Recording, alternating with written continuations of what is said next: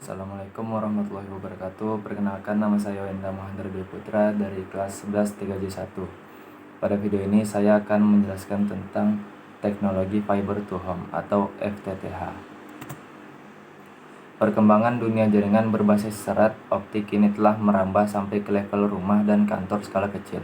Salah satu jenis program andalan yang cukup populer saat ini adalah IndiHome, yang tergolong FTTH atau Fiber to the Home.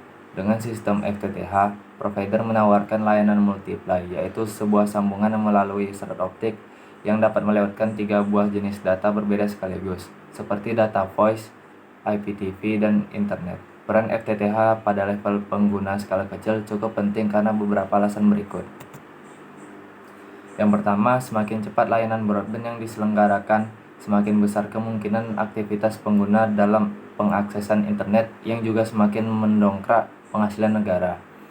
Yang kedua, jenis layanan OTT atau over the top. Internet yang semakin beragam, mulai dari transfer data berupa teks, gambar, video, dan audio membutuhkan space bandwidth yang lumayan besar.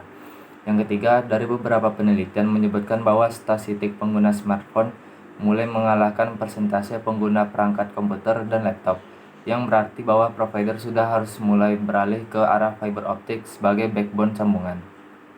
Yang keempat, dukungan peraturan atau legalitas negara dalam penggunaan infrastruktur jaringan berbasis fiber optik.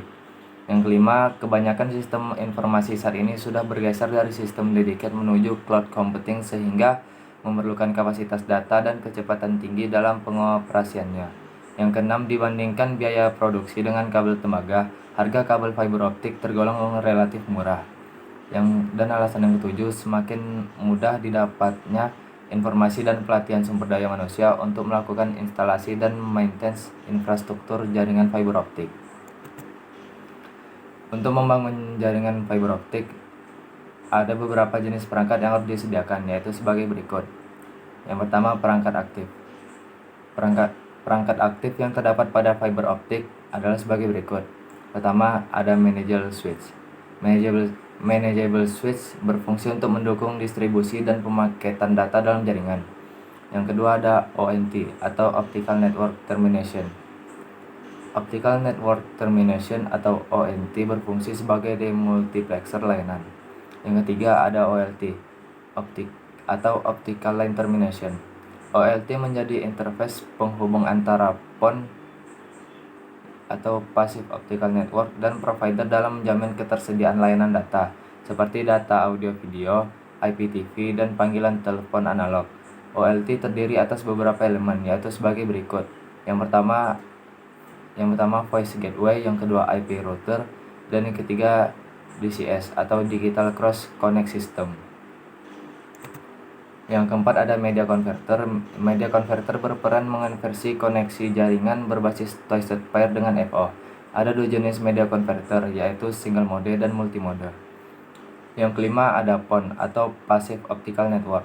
PON digunakan untuk koneksi jaringan point to multipoint fiber optik dengan perangkat pasif, seperti optical splitter yang berguna untuk menyalurkan data ke beberapa receiver device. Yang keenam, ada ONU atau Optical Network Unit.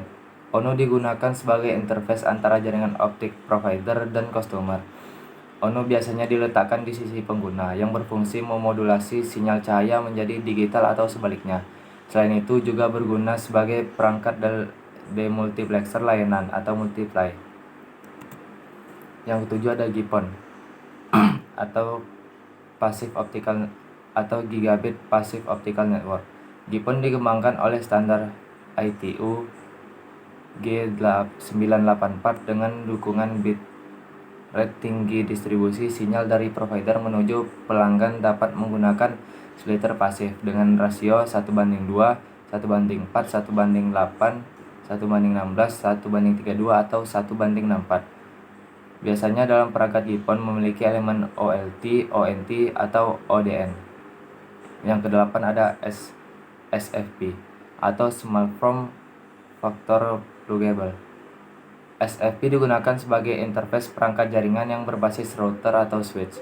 Perangkat ini memungkinkan komunikasi antara jaringan berbasis copper atau fiber optik, seperti dalam standar SONET, Fiber Channel, dan Giga Ethernet. Ada dua tipe SPF yang dapat Anda gunakan, yaitu tipe SPF maksimal bandwidth 4 Gbps dan tipe SPF dengan maksimal bandwidth 10 Gbps. Sekian penjelasan dari saya. Assalamualaikum warahmatullahi wabarakatuh.